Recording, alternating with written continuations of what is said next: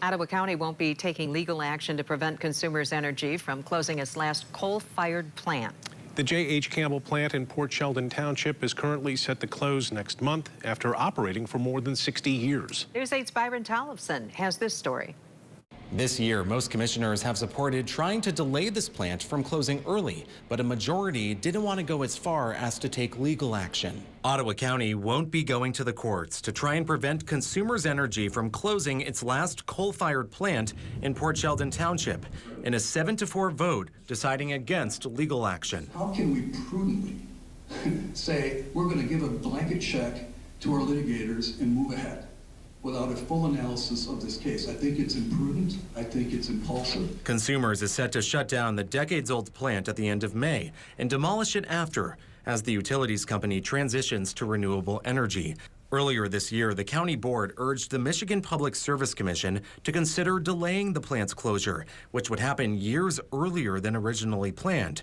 And several residents Tuesday implored the board to go further. Before putting our grid system at risk of not being able to meet demands, I urge this board to do everything in its power. This all comes after a report from the North American Electric Reliability Corporation that said the MISO power grid that goes through the Midwest and Michigan is at high risk for blackouts and brownouts because new energy sources aren't keeping up with the pace of generator shutdowns. I was a little surprised. I thought that there might be a couple more people who would like to take a next step in exercising our constitutional authority. Ottawa County Commissioner Joe Moss hopes in light of the report, the state reconsiders. There is a strong sense among the board members to actually delay the closure and to take a fresh look at the information. Consumers isn't worried, telling News 8 a new natural gas plant in Van Buren County and 2 existing facilities will fill the gap just fine and provide stable, secure, and consistent energy.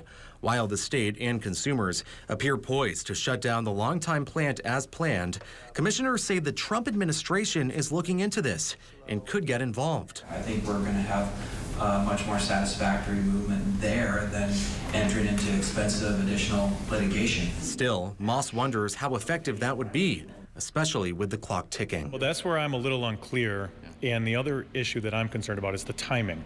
So we have a very short timeline until the early closure occurs. In West Olive, Byron Tollefson, News 8.